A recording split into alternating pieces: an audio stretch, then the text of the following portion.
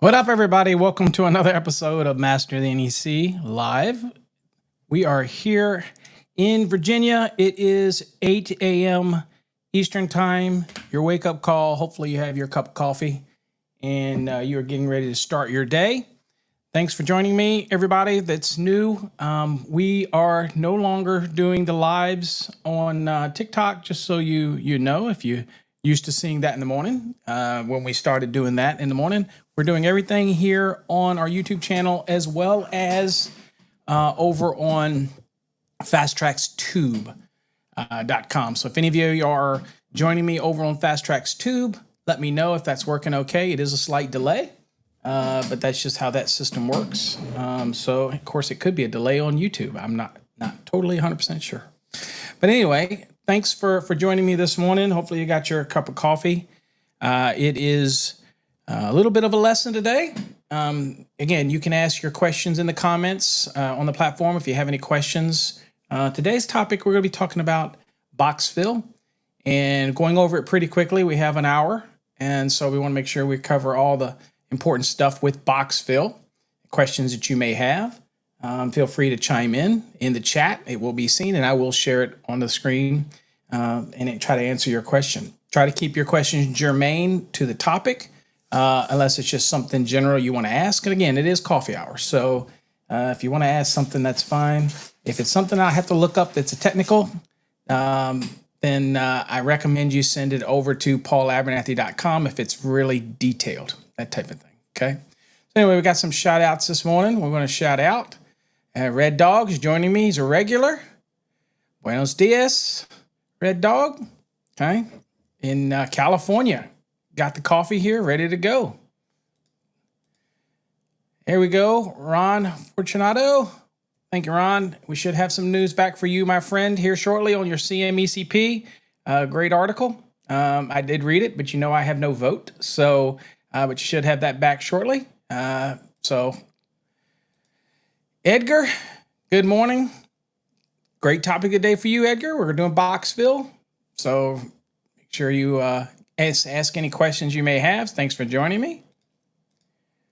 Eric C., good morning. Also, folks, let me know where you're from. Love seeing where everybody's from. Thank you, Eric, for joining me this morning. And Electric Secrets. Uh-oh. Got all the secrets. Good morning. Thanks for joining me here live on the show. All right. So, again, you know the deal. You can ask any question you want that's germane to the topic. We're talking about box fill. But if there is something that you feel I can answer, just feel free to slam it out there and I'll give an attempt. There you go. Down in Florida. All right. So on my time zone now. So I can appreciate it. Tampa area. There you go. And Eric is dude, I like Eric. There you go. Absolutely right. Out there in California. It's like awesome. All right, let's talk a little bit. We're just having a general discussion. Again, we're not going too deep in lessons here on Coffee Hour. It's just discussions. The topic today is going to be box fill. So you may be used to box fill. We also got Alfonso, California again. Wow, you California guys get up early because y'all get the deal, right? If y'all wait too late to get up, then everything is gone by you because the East Coast is ahead of you, right? So there you go. Y'all got the deal. There was somebody who said that. I don't think it was Steve Harvey or somebody said that if you sleep in California, the market's open here on the East Coast, so you're already behind if you're in the stock market. If you're a stock market person, that type of thing. I am not, except for my 401k. That's it. Anytime if I dabbled in the stock market, I would lose everything. So, all right, let's go on and get into today's lesson here. So, okay.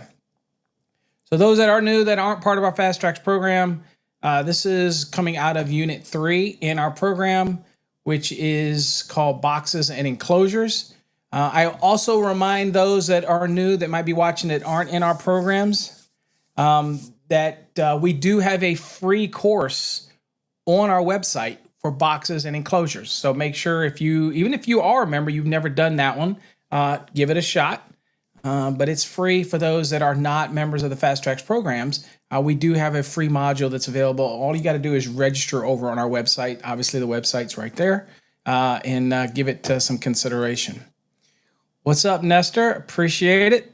Thanks for joining me this morning on the live.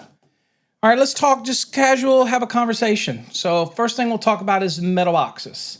So most all of you are familiar that in the National Electrical Code, we have this nifty little table at 314.16a. That is standard sizes for metal boxes, okay? By no means is that all potential metal boxes, okay? That's just for the metal boxes that the standardized metal boxes. And I will take you guys there just so those that don't have your code book early in this morning, we'll share it, let you see it. So right here, 314.16, okay? And we're just going to be looking at this table right here. And this table right here, if I can pop it out here, you can't really see it. Let me see if I can adjust this. Well, I can't. The heading of this thing, this table is, it says, well, actually I can. Hold on for a second. Let me drop, see if I can do something real quick because we're working on the fly here. I might be able to work something out here. There we go. Let's see how that works. Okay. All right. So what you see here is metal boxes. All right. So these are standardized sizes for metal boxes. As you can see, it gives it in the dimension, okay, and everything here, depending on the box we're dealing with, whether it's a device box, square box, round octagon box, masonry gang box. These are the gangable masonry boxes, that type of thing. So what you'll have in here is you have a minimum volume. All right, so this is the minimum volume. For example, very common 4-inch square box, 1.5, okay, deep, right here. Typical 21 cubic inches, okay? You're all probably very familiar with that. It also is a very common box that's used on exams, believe it or not. So it's, and we use it also in lessons that we do. It's just a simple box. Now, if you're like me, I always like the little deeper because I get a little more cubic inches. It's a little deeper. But anyway, that's a standard 4-inch square box, that type of sound. Now, you do have your 4 and 11/16 boxes down here as well, right? And I realize the screen may be hard to see, but again, looking at table 314.16a, if you have your code book, you'll see that these are a 4 and 11/16 by 1.5 is 29.5 cubic inches. So it gives you a little more than the standard 4-inch square box. Anyway, this is your minimum volume on this table, and this applies to metal boxes. So this is only metal boxes. So the next question that people always ask me is they go, well, what if the metal box is stamped with its cubic inches? And what if that stamping in the box is actually different than what's on here? And the important is this is the minimum. So you could have a box that's stamped, let's say a Rayco box. You could have a box that's stamped from the manufacturer that is, instead of 21 cubic inches for that 4 and 1.5, maybe it's stamped at 22, or maybe 22.5 or 23. So the first question that people ask me all the time is, Paul, when I'm doing this box build, which do I use? Do I use the 21 or do I use if it's stamped with 23? You use the 23 because the manufacturer stamped it. Okay, so that's why this is titled minimum volume. So the manufacturer could give you a greater volume. And if they do, by all means, use it. Okay, you can use whatever the manufacturer stamps in the box. Okay, so that's the first thing. I like to always just kind of get that stuff out of the way, have a casual conversation on it. Now, over here, you see where it says maximum number of conductors. Okay, and you'll go down and you'll say, okay, what am I dealing with when it comes to that? Well, the interesting about this is this gives you the sizes 18, 16, 14, 12, 10, and 8. Okay, so this actually is the number of actual conductors that you can put in that box. All right, so based on the size. Now I'll give you an example here. So here's 21 cubic inches for this 4-inch square 1.5 deep box.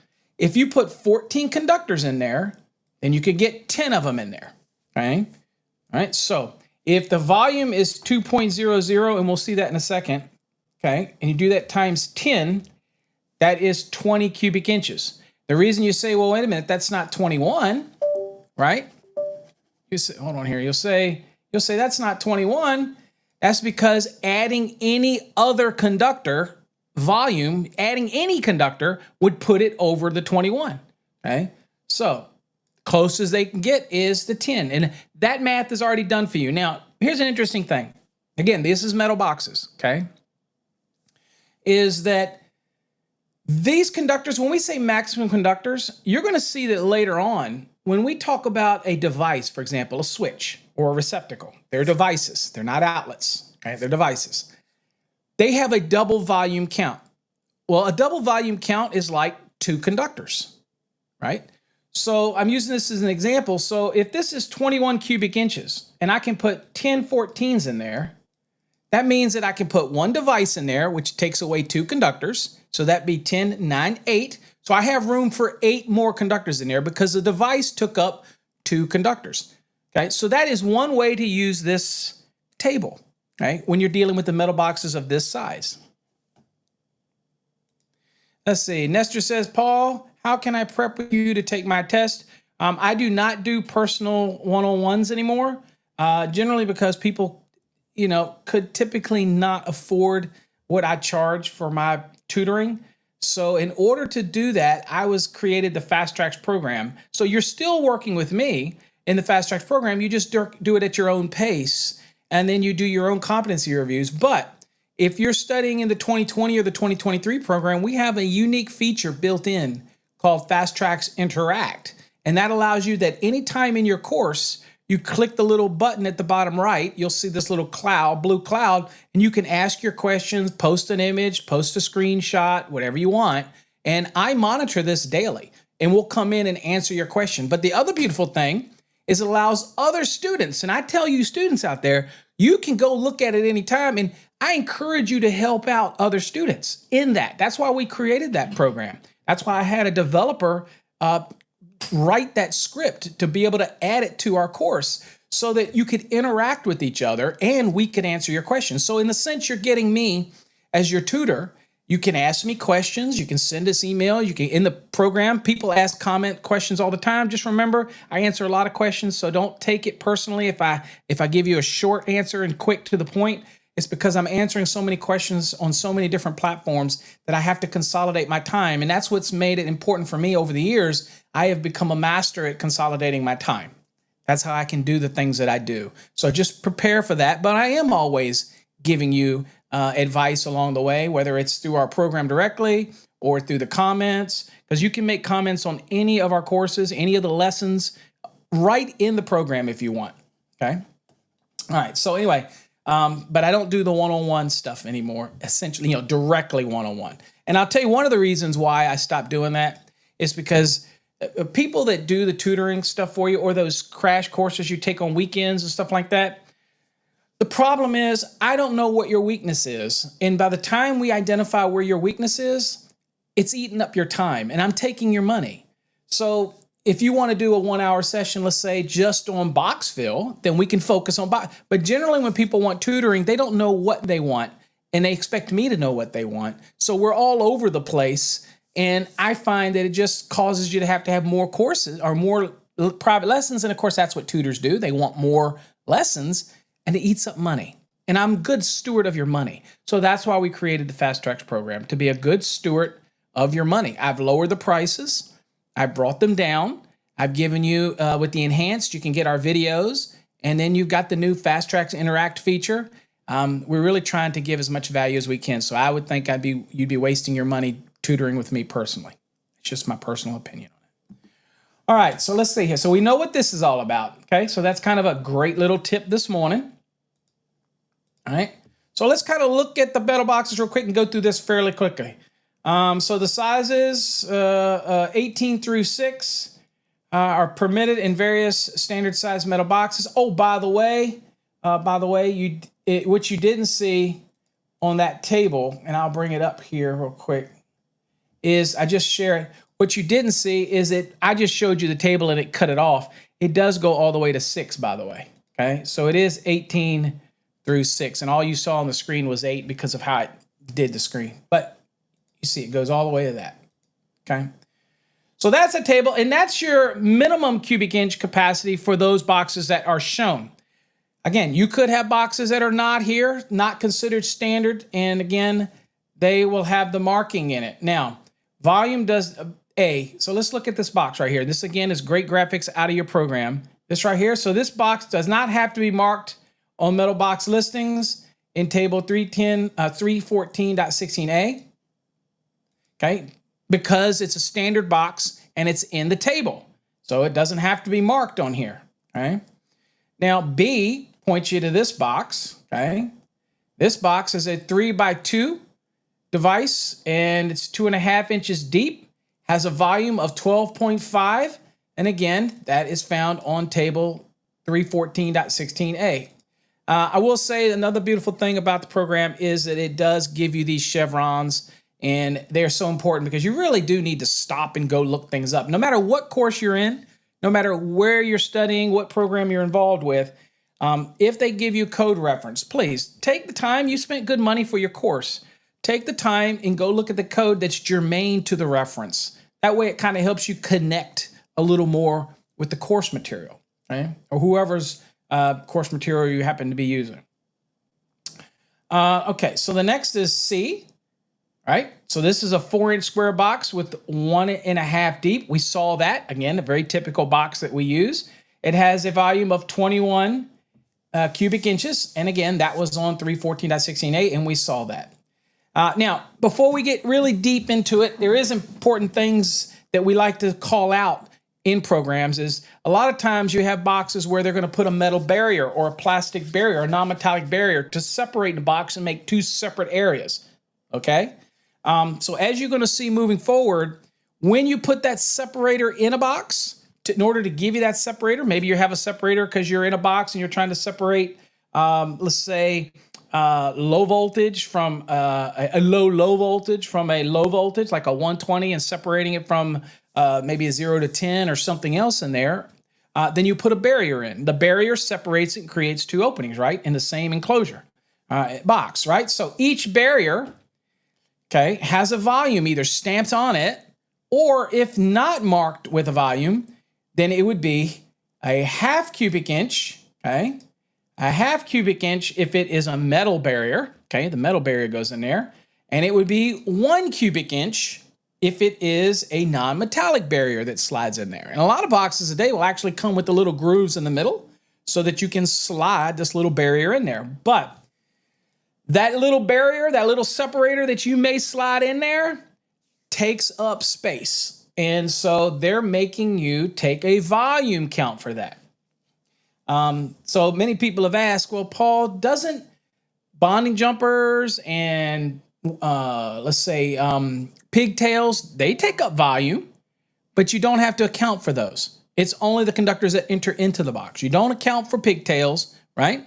And you don't account for wire nuts.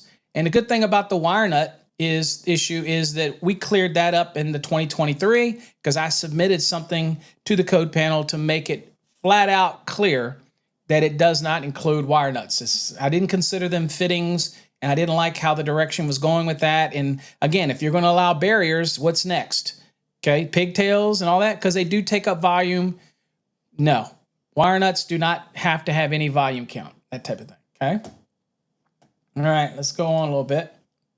All right, so volume markings on metal box. It is permissible to use the volume marking on the metal box, even if it's more than shown in the table. So I explained that to you folks earlier. So here's a box right here. The minimum volume size of this box is 21.5 cubic inches. The volume in the box is marked 22.5 cubic inches. So which can I use? I'm going to use the 22.5 because that's what's actually marked in the box. So this box is listed in the table without having to be marked, but this manufacturer chose to do what? Chose to mark the box. So there you go. And so I can actually use the volume that's in the box rather than what's on the table.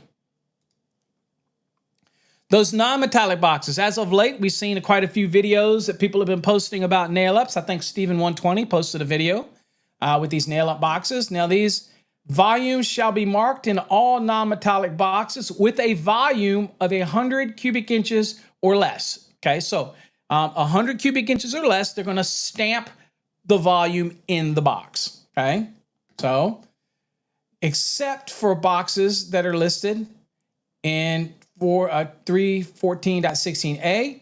Okay, but again, that table is metal boxes. Okay, not non-metallic boxes.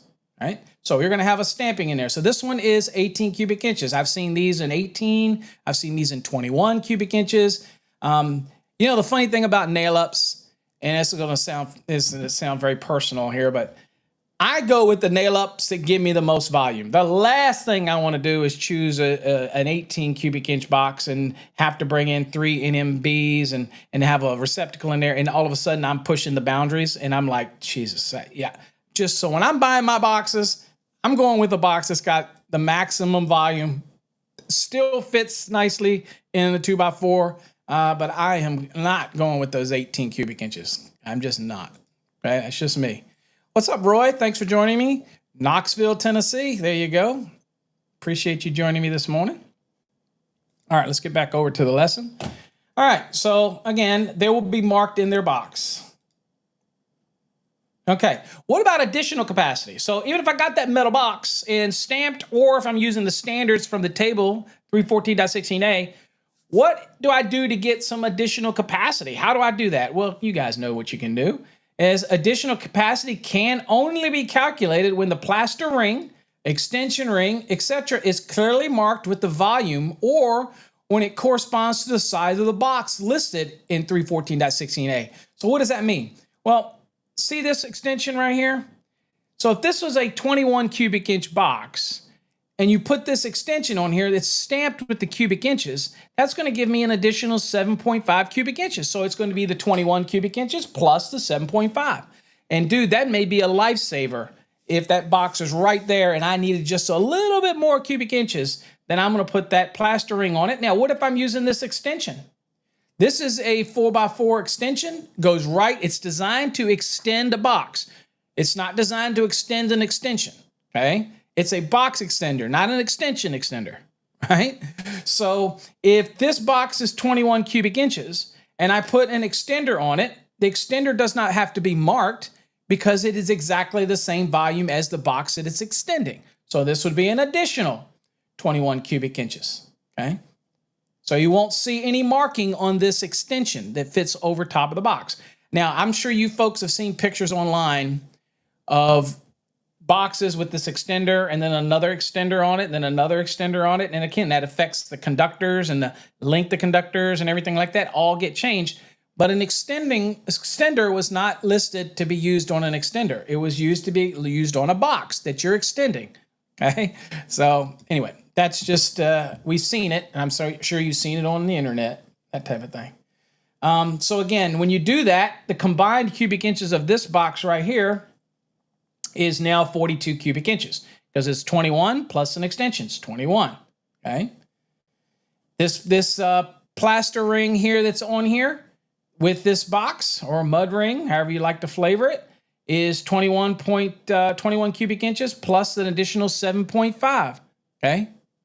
Extenders, only one, in my opinion, only one extender can be added to a box because it's a box extender. It's not an extender, okay? Now, others may disagree, but stacking the box like that, no longer can you now get in the box to get to the conductors and that type of thing. So that's going to be my opinion on it, is that I believe that those box extenders are listed to extend a box, not an extender. Okay, so I believe that you can put one on there. Now, have I seen more than one? Absolutely, I have. Okay.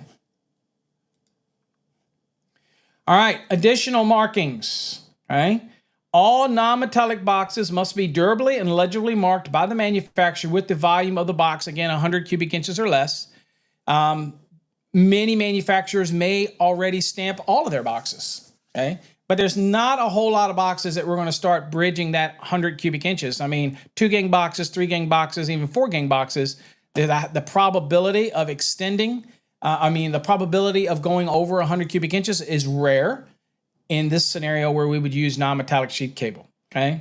But at any rate, they have to durably mark their information inside of the box. Usually it's embossed into the box. Now, there are some other unique markings that are in the box that will help you. For example, if we look at B, B's pointing to this stuff that's posted in here. Now, you can't see it, but what that's doing, and there was a video out there on it, that would be like 11/14, 13/12, whatever it is in there. That is additional markings that are in there, okay? Now, that is not required to be in there. That's something the manufacturer's doing. So you know what they're doing? What they're doing is they're actually telling you up front. It's kind of like that table for the metallic boxes. What they're doing is telling you, okay, I'll let you put 11 14s in this box, and you don't have to redo the math. I'll let you put 11 14s in there.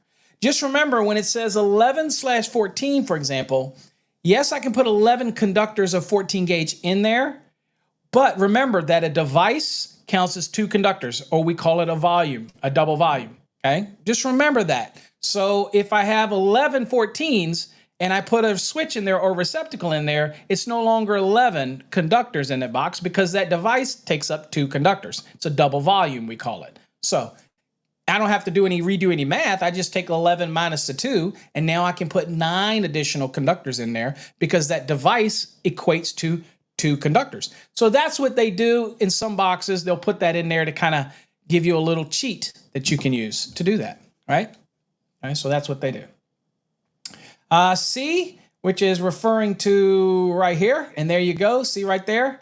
So I can have 9, hold on here. I can have 9 14s in this box, 8 12s, or 7 10s. Now you see this box right here, it's got all 12 gauges in there, okay? But, so that means I can have up to 8 12s in there. So how many do we have? We got 1, 2, the black and white, 1, 2, 3, 4, 5, 6, and all of these equipment grounds count as 1, okay? And we'll see that here in shortly. So that's 1, 2, 3, 4, 5, 6, 7. So we are not exceeding this box's fill if we're just looking at the numbers, because I can have 8 12s in here, right? Now, take that same box over here. Use that same thought process. I still got 1, 2, 3, 4, 5, 6. Remember, all the grounds count as 1, okay? And you'll see when we don't do that. But right now, as you see on the screen, all these equipment grounds count as 1, all right? So 1, 2, 3, 4, 5, 6. And then that ground's a 7. If I put this device in there, it'd be what? 7, 8, 9. Well, I can only have 8 in there. So that would be a violation. Now, this is probably really common. Somebody comes in and then they say, oh, crap, I want to add an additional, I need to add an additional cable to extend over to a receptacle. Then there you go. This would be a violation. Hey, good morning, Phil. Welcome to Coffee Hour. Hopefully you got your cup of Java and getting ready for the day. All right, so that is a problem. The moment this was all compliant, right? This is all compliant right here until they try to put this device in there. And then everything goes to crap, okay? Now, I know some people out there saying, oh, come on, Paul. Nobody will know. Well, I'll know, and you got to sleep at night, don't you? So anyway, you may or may not get an inspector who catches you on that. But this is very common to have 2 in and then somebody at the last minute say, oh, crap, I need to jump out of here to hit another receptacle or something. And then that's the moment that you bridge it. Okay, so if it was just a junction box, you'd be all right. But it's not. Okay, speaking of those equipment grounds, let's talk about those real quick. So the equipment grounds, where up to 4 equipment ground conductors enter a box. Okay, enter the box. Not originate in the box. Enter the box. Okay, where you have up to 4, then a single volume allowance in accordance with 314.16b1 shall be made based on the largest equipment grounded conductor entering the box. So what's important here is if I have a 12-2 coming in this box and a 14-2 coming in the box, when it comes to volume and equipment grounds, I'm going to use the largest equipment ground coming in the box. That means we're going to be using 12. Okay, so it's 1 volume count, single volume, for a 12, not a 14. Even though I've got 12 and 14s, let's say, coming into the box. You use the largest conductor, okay? And it says, once you get over 4, you have to do what's called a quarter volume allowance shall be made for each additional equipment grounding conductor that enters the box. Again, based on the largest equipment grounding conductor entering the box. Now, here's where some people get confused. The quarter volume is not a quarter like 0.25. It's a quarter volume of the largest conductor, or a quarter volume of the conductor entering the box based on the largest conductor, okay? So if I have, and you'll see that in an example in a minute, so it'll be really clear, but it's not 0.25 just because you see this quarter. That's where a lot of people make the mistake. Now, this is an example. See this right here? I got 1, 2, 3, 4 coming in, and then I've got this little pigtail. You don't count the pigtail because the pigtail originated in the box. It's those that enter the box is what you count when it comes to these equipment grounds. So I've got 4. So as far as a volume count, they just count as one volume count. Basically, one conductor in your count. And again, if this was a 12s and 14s coming in, then you're going to be using what? You're going to be using the 12s because that's larger than 14, okay? All right, so here we're now looking at what happens if I run into more than 4, okay? Everything else stays the same. We're focusing on this language right here, okay? All right, now, these first 4 equipment grounding conductors count as one 14 conductor, okay? Because they're all 14s coming in the box, let's say. So as shown in table 314.16b1, it says the volume count required for a 14 is 2 cubic inches, okay? So 12 is 2.25. We see all this. If you're in your code book, go to table 314.16b, and you will see B1, you will see this table. Again, it gives the different volumes, okay? All right, so a 14 is 2 cubic inches. The volume allowance required for these 4 14s is 2 cubic inches. That's it. One volume count, the size of 114. That's it, okay? Now, in this graphic here, as you can see, we've got 6 coming in. So these 4 is one volume count, 2 cubic inches, okay? Count is basically one conductor. These additional 2, we've got to do something different, okay? So because there are 2 additional equipment ground conductors, that's more than 4, are entering these equipment grounding conductors require a quarter volume allowance as shown in table 314.16b1. The volume allowance required for a 14 is again 2 cubic inches. So the volume allowance required for each of these additional 14 AWG equipment grounding conductor is 0.5 because that is a quarter of the volume of a 14 gauge because a 14 gauge is 2, right? Right? So if it's 2, then a quarter of that is going to be 0.5, right? Because 4 of those, 0.4, 0.5s would be 2. Makes sense, right? Okay. So anyway, that is your volume. And that is for each additional equipment grounding conductors. Later, Red. Thanks for joining me this morning. Appreciate you stopping in. All right, so the volume allowance required for 2 additional 14s is going to be 1 cubic inch because each one of the additionals are a 0.5, right? A quarter of the volume of that conductor. So that's going to be 1 cubic inch additional, right? So in this box right here, the cubic inches alone for the equipment grounds is going to be 3 cubic inches. 2 for this, which is a 1 volume count, and 1 cubic inch for this. Okay, makes sense? So there's your 3. All right, determining the number of conductors that enter into a box. This is where a lot of people get screwed up is counting. What to count, what to not, because otherwise you can just easily go and start adding the numbers. All right, so let's see here. Raceway fittings are not counted, okay? So they come in right here. This EMT connector right here does not count, okay? It's not in the box, so it's not taking up the volume, okay? Each conductor that originates outside of the box that is terminated or spliced inside the box count as 1, okay? For example, these red conductors are counted as 2 conductors. Why? Because you got one coming in here, you got one coming in here. So that is, each one had to be counted. So if these were 14 gauge, then it would be 2 cubic inch each. Okay, makes sense? Next, it says that this box, as pictured, contains 5 conductors. If all the conductors are 12 gauge, the box could hold a maximum of 9 conductors. All right, so let's see what we've got. So it says this box has 5 conductors. So let's see. So I've got 1, I got 2, I got 3, I got 4, and I got this little loop right here. That's 5. Now you're probably saying, well, wait a minute. Isn't that going to be 2 conductors? Well, let's go look at E. The reason we got 5 is the conductor that passes through the box without a splice or termination, unbroken, count as 1 conductor. Each loop or coil of unbroken conductor not less than twice the minimum length required for free conductor, which is, again, 6 inches, must be counted twice, okay? So if this loop right here actually ended up being 12 inches, right?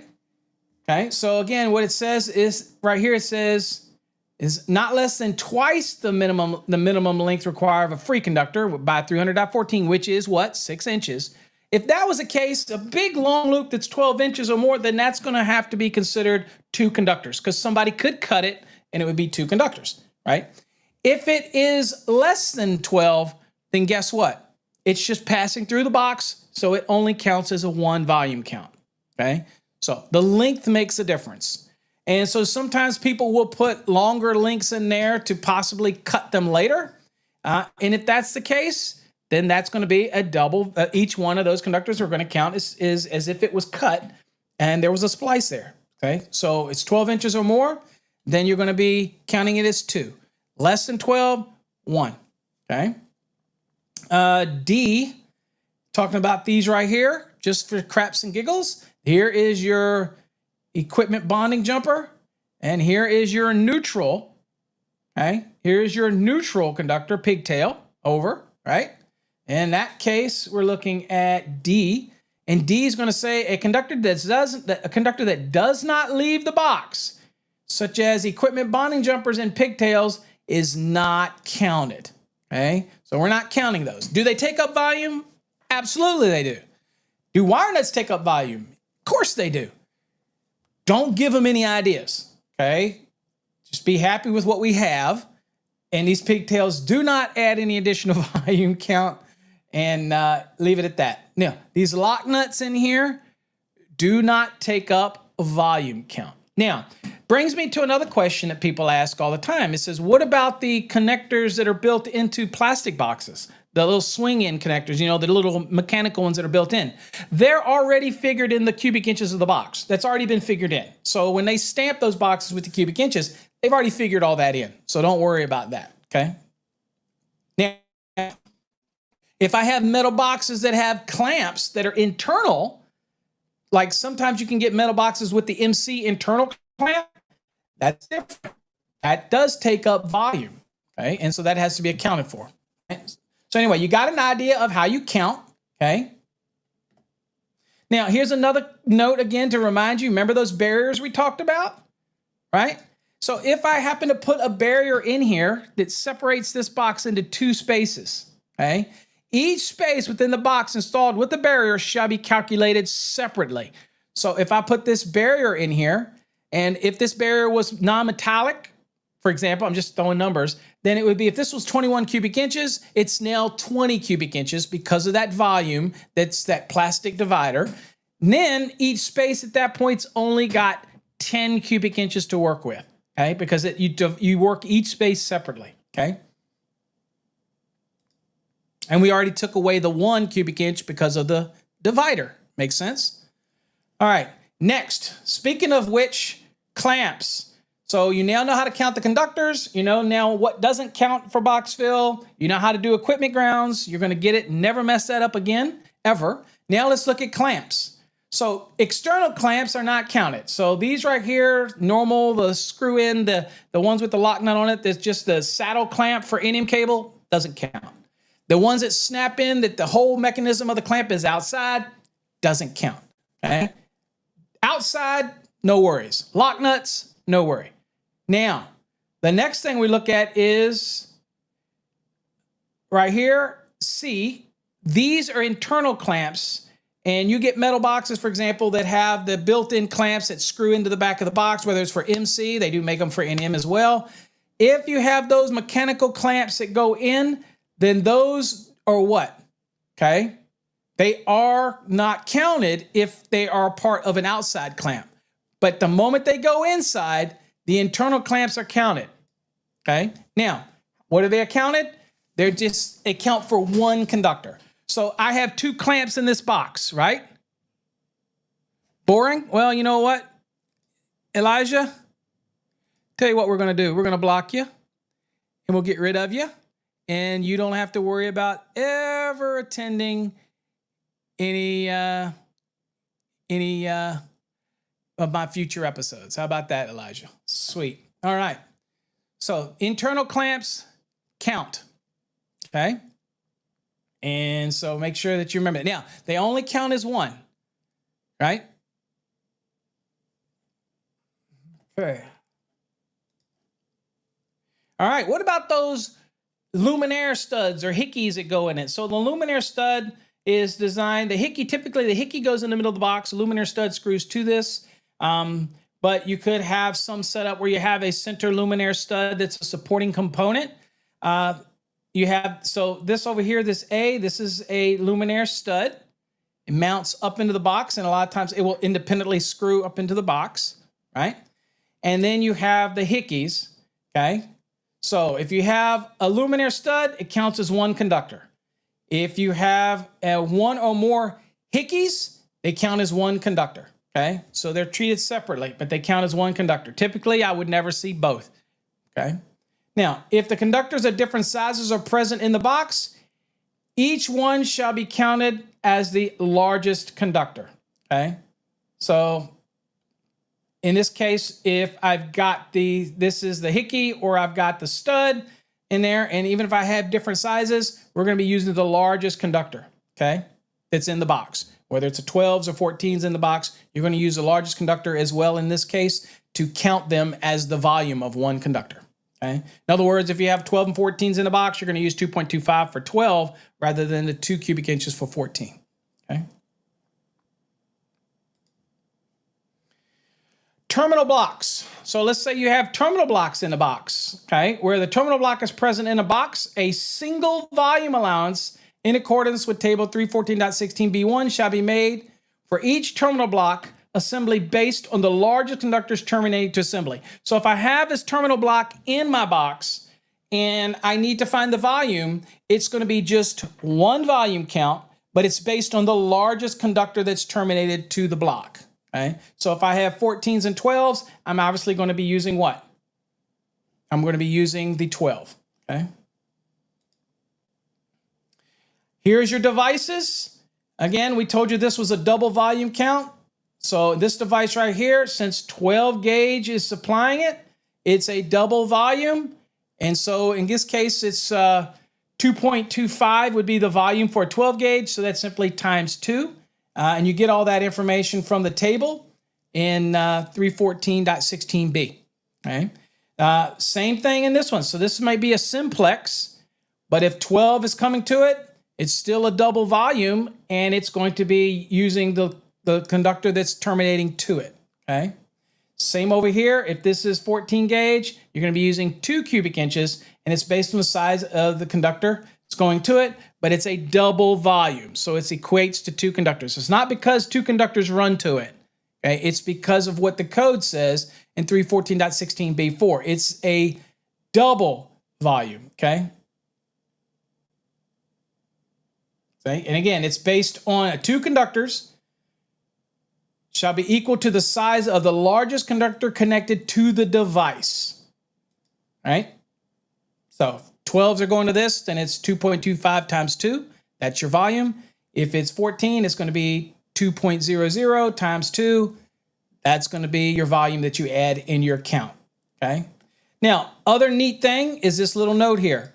A device or utilization equipment that is wider than a single 2-inch device box Okay, this would be an example where you have a box, but you end up putting in, let's say, a range or dryer, okay, in a 2-gang box, okay, the single device, but it's wider than 2 inches, then it is a double volume allowance for each gang. So, for example, if it's a 2-gang box and we're putting a dryer in it, okay, then it would be a double volume for each gang. So whatever the conductor size that are coming to that device, okay, then it would be a double volume as if it was 2 separate boxes with 2 separate devices in it. Okay, so it's a double volume for each gang required for the mounting. Okay, okay.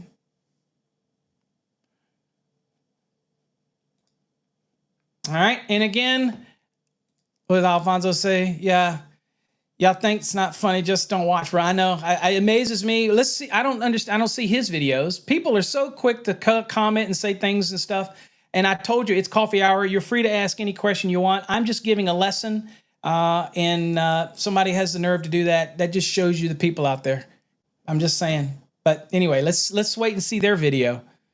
All right, so volume, where do you get the volumes again? 314.16b1 gives you all the cubic inch volumes from 18 to 6.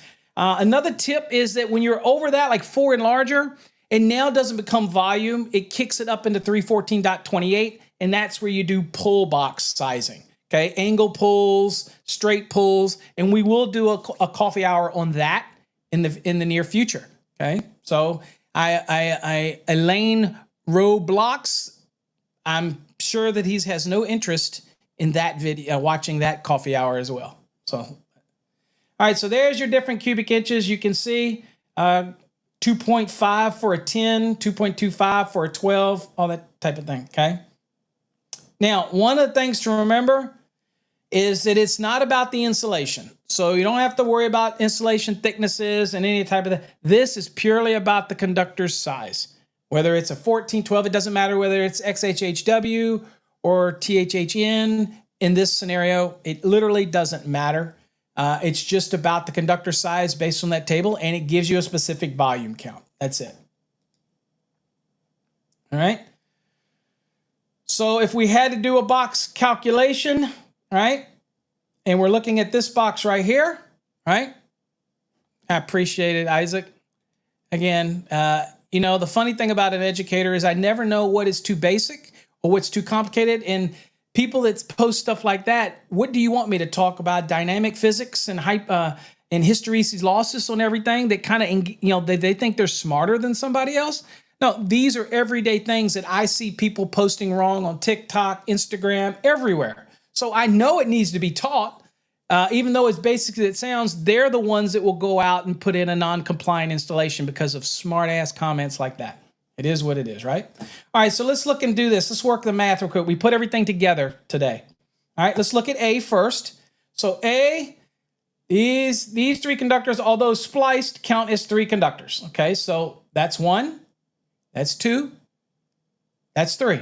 Good. All right, so we got the 3. So I'm going to write that down. I got 3. All right. And you can see here, we're following everything in our math here. So we're going to follow everything down. All right, so that's it. Now B, 2 conductors that terminate in the box count as 2 conductors. So where's B? So B is right here. All right, so here's B. It's going to this blue one and this blue one. Okay, so they count as 2. All right, they're all 12s, by the way. So that blue one, that's 2. So I got 3, then I got 2. Okay. Next is C, and C is the device, and since it's got 12 gauges going to it, it's a double volume, right? So C, one receptacle is 2 12s, so again, it's a double volume, so that's 2, okay? Next is D. Now D, you see this one right here?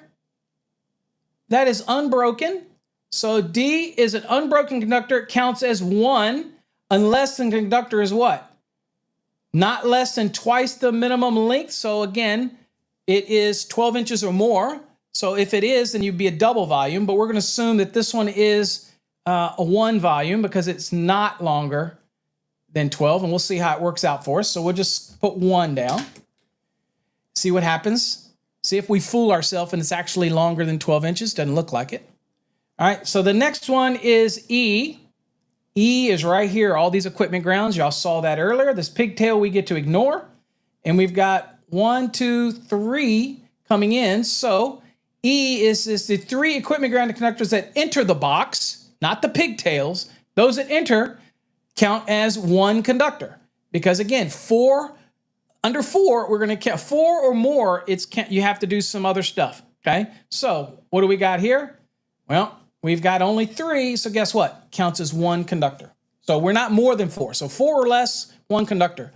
More than 4, then we got to do that little quarter volume for each additional. So that's 1. Okay. And let's see here. And then we get down to F. These 2 conductors terminate in the box that count as 2. So where's F? F is right here. Okay, this is this one and this one. These 2 right here. These 2 terminate. So that counts as 2 conductors. Okay, 2. All right. So we got all this volume. So what do we got here? If we look at the math, then we had a 2.25 cubic inch for each. All right. Now, what do we got in total conductor count? All right. Because we got this one, D, that counts as 1. So we got to make sure we counted that. So we had 3, 4, 5, 6, 7, 8, 9, 10, 11. We had 12 total conductors. Okay. And we can always count that quickly. 1, 2, 3, 4, 5, 6, 7, 8, 9, 10, 11, 12. Okay. So we have 12 overall. All right. So 12 times 2.25, that is 27 cubic inches. So we need a box that's at least 27 cubic inches. Well, what did we have here? All right. So total. Now, let's go down. The box was a 21 cubic inch box. Okay, so that's a 4-inch box, 4 by 4 by 1.5. So we went to 314.16a, right? And we saw that it is 21 cubic inches. And I told you we typically use that for all examples just because it's easy to work. And then we say, whoa, wait a minute. That wouldn't work for all these in this box. It wouldn't work. But we put this raised cover. This raised cover has a 6.5 cubic inch volume on it. Thank God for this raised cover because we'd be screwed, right? That's a lot of wires to do this. So anyway, so we're there. So now we would look at it and say, okay, so it's 21 plus 6.5. That is 27.5, and we needed 27. We skated by the skin of our teeth. We have a half of a cubic inch to spare, which I can promise you there is no other conductor could go in this box. This is it. It's at max. Now, we would screw ourselves if we didn't on these loops. If these loops happen to be extra long, then we would screw ourselves, okay? Then we would have, so I'm going to be funny and flip it real quick on how you get around this. People ask me this stuff all the time. If I had an inspector pull this out and I had it extra long and it was 12 inches and the inspector said, oh, no, violation, you went over the box 27.5. You know what I would do? I would take that wire that's 12 inches and I would push its ass back up the conduit or the raceway. I mean, how many of you are with me? I would push that sucker back up in the raceway and I would say, no, sir, I got less than 12 inches and then I'd be okay. Because if you were to cut it and splice it, you've got 2 conductors now and you're still going to be over the volume. So anyway, that's Paul's little quick fix for the day. Try to push that crap back up into the raceway or go to the other end and pull the slack back if you have to. And leave the slack on that end in maybe the panel, because it doesn't matter in the panel. It matters here. Okay. That's Paul's little quick tip for the day. Okay. All right. So the next thing is domes or covers. So I'm sure you're all familiar with these swag chains and you've got these domes, right? Okay.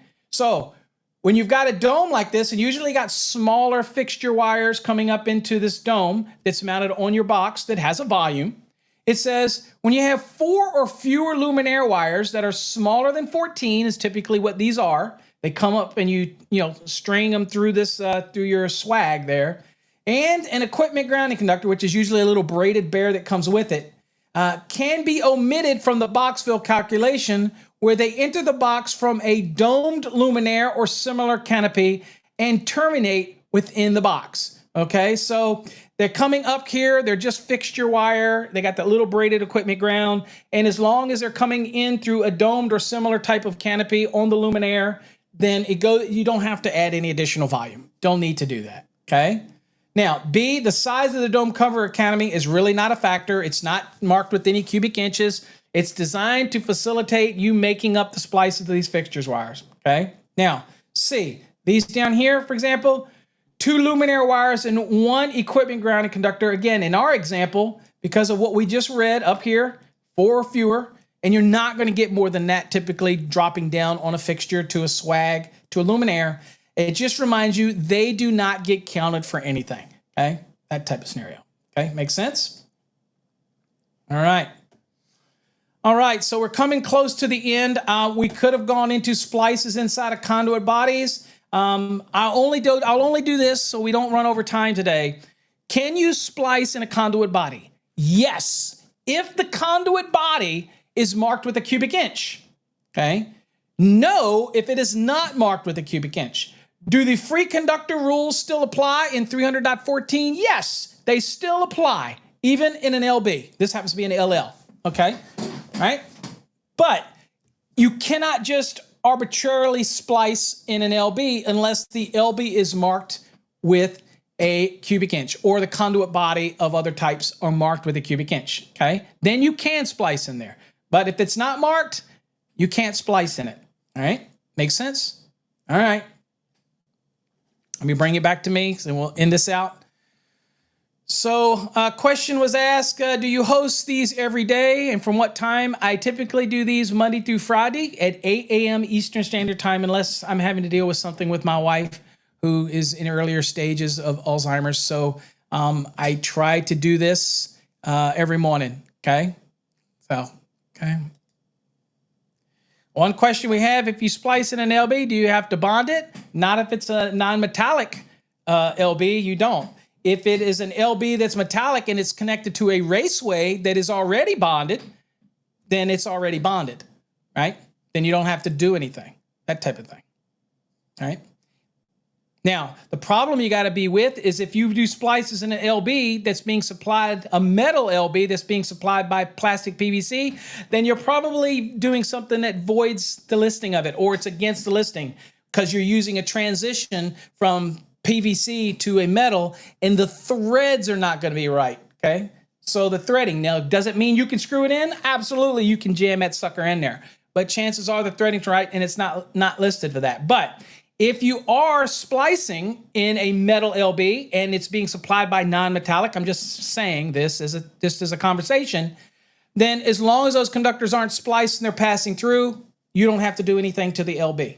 The moment that you put a splice in there and it is metal and it's isolated, then you're going to have to bond that LB in some fashion, some way, okay? So I tend to tell people, look, you can't normally just take a metal or metallic LB and screw PVC fittings into it, TAs and things like that. The thread's not right. Can you jam it in? Sure.